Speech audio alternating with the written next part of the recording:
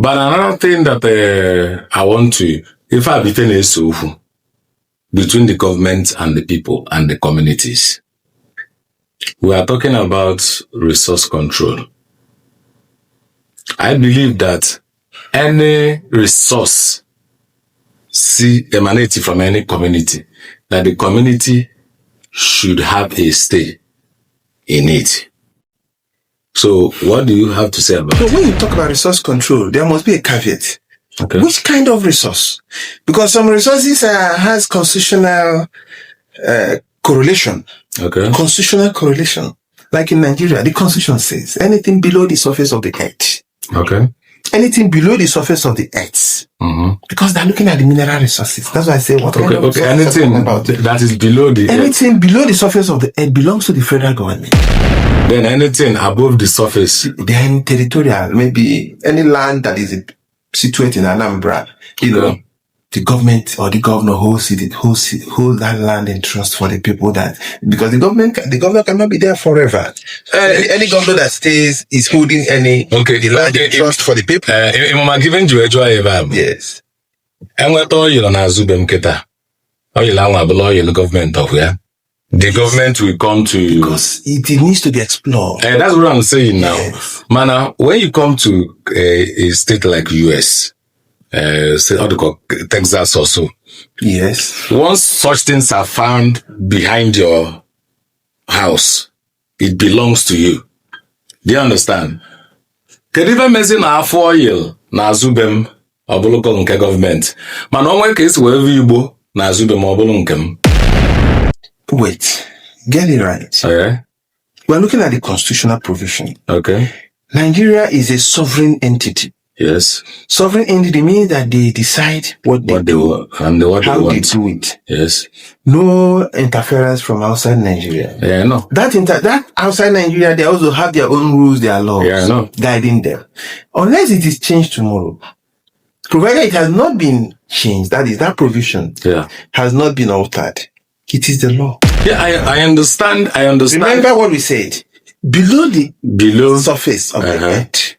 Meaning, technically, mineral resources. Okay. They were mentioned. Okay. Oil and all the rest. Gold, blah, blah, blah. Okay. Now, if you plant agricultural, the root will still go inside. Yes. Then, if it is yam, you need to cultivate it, still uproot them. Yes. Some other seeds, you can pluck them. Yeah. Agriculture is not part of it. It's not part of it. We're looking at the mineral resources. So that aspect of Igbo you are talking, remember, is even a kind of, do I call it, is medicinal. Yes. We have plantation of Igbo because it is a natural crop on its own. Yes. But again, you must apply or use them the way it should be. It should, or even move them the way it should. Most times the government has regulation. Okay. So if you go to the NDLE now, they will tell you how those things are being done. The cultivation and mode of transporting it. Okay. Of course, you cannot plant Igbo. It's not your duty. If there should be need for planting, the government knows how to deal with them because they are also medicinal used for some certain, people or some certain people that need that kind of combination of things to solve one health problem or the other, or use it as a mixture of whatever. But some people now, because if you go to some places, Edo areas of Benin, they have that they have plantations, and you can see that they always have issue with NDLE, the government, on how they use them. Of course, they are still natural resources, but they are not mineral resources. Okay. We are looking at that mineral resources because government knows that oil and all the rest are part of them, and it is the mainstay of our own economy. Okay. So that's why it was added in the constitution, so that even though it's in the back of your house, if you do anything with it, they say you engage in bunkering and oil, oil spillage. Oil spillage. Yeah. Okay, then the final thing we might say before we look into one or two things. We have a situation as a community. We can contribute money to buy something like transformer, for instance. Sometimes, for the community na ego electrify their community. Go to see my pole, go to transformer, do all these things. At the moment I install a transformer and poles, it no longer belongs to the community. It now belongs to, for instance, I will be fast on NEPA. Get up EEDC. Do you understand? Is it a proper thing that normally go if once they put that thing into use, it becomes a government property? I want to take you back to your words again. Like we say, rewind. I want to rewind what you said to meet you at a particular stage of what you said. Okay. You said that the community raise money. Yes. And now install maybe transformer, connect it and power it. Yes. Who does the installation? Who does the power? EEDC. God bless you. You have answered it. Yeah. Because before you're able to do that, the EDC must have come to do a survey to see what you want to do. They will even give you the list of what is necessary if you want to provide them. They will tell you that we need this kind of quality of wire for maybe for low tension connection or for high tension. Whereas it is their duty. No, you said you did it. Remember, the community wants to do. Yes. It's their duty to come to power your area. Yes. Because after powering, they start billing you. Yes. You start paying for energy used. Yes. But you say that people wants to. That's my interest. People wants to do that so that they don't want to wait. Because one is that they have seen when they get from a government it deliver transformer. Do you understand? Now, any hope at sight, and they cannot remain in darkness. They can be categorized as a social responsibility. Corporate responsibility of the town to the government. Of those people. Okay. To their town. Of those well-to-do people. Okay. Who came together. Okay. To their town. It may be by some persons, individual. It may be done by a company. Okay. Who is maybe the company located within your area. They now say, oh, we are exploring in this area, or that we are producing certain things. Let's give the people, living within us or around us, let's help them by giving them light. Okay. They only have to consult. You must consult the EDC. That's the key word. Okay. The EDC must be central from the beginning to the end.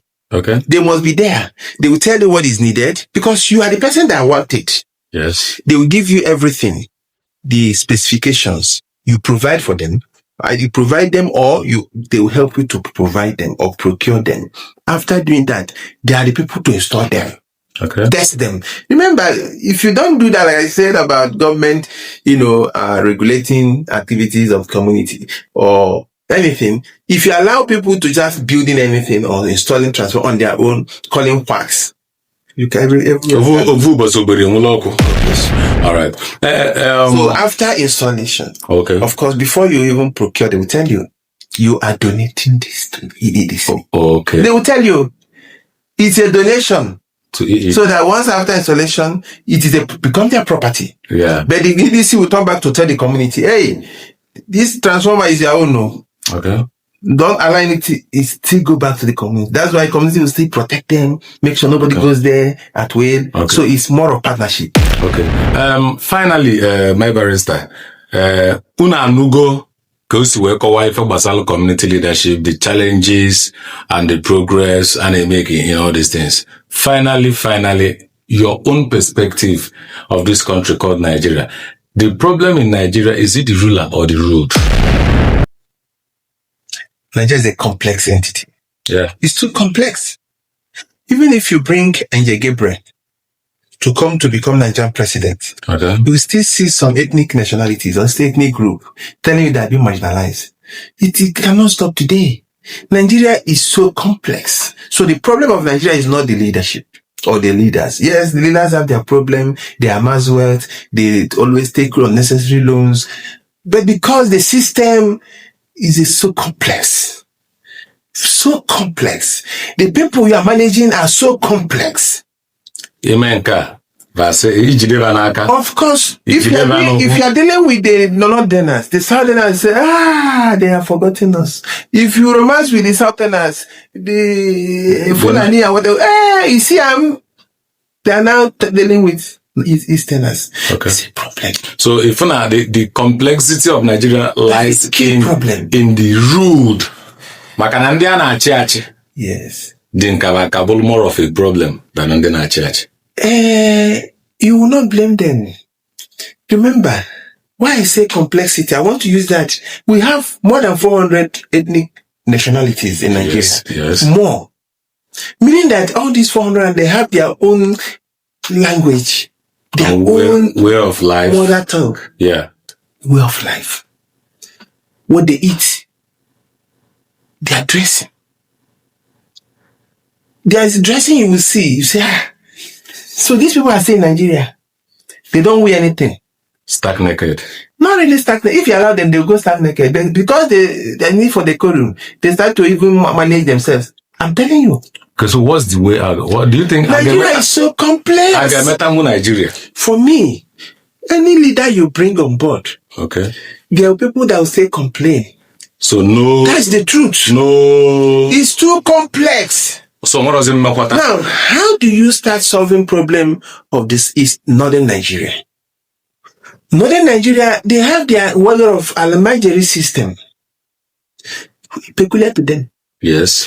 If you want to change them, their leaders will say that you are offending the culture of their people.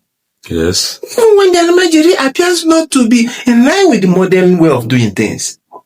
We are an awesome man, they allows them to have more than 2, 3, 4 wives. Without a meaningful source of livelihood. 4 wives, each of them maybe have about 7 children. 7 by 4, not less than 20 something. Yes, 28.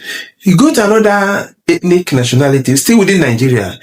If a nuclear family will have at least more than 5, 6, 7, they are more. Okay. 7 number, including husband and wife. Some 8. The other place is 40. And when they start growing up, of course you cannot cater for 40 now. They will start, moving out like chips on their own. Yeah. Forming an Alamajiri, begging. They say tradition. There's some tradition that doesn't all go well now. Morning, they will go to one Alaji house to eat. After eating, they take their plate and go back. Sometimes they will stay there. If you go to another tribe, that is an anathema. It's not done. Everybody, like in the eastern part, everybody is a Republican. Yes. Everybody is an egalitarian, has egalitarian status. Yeah. Nanimbo. Yes. Yes. Yes. So how do you compare this kind of extreme nation?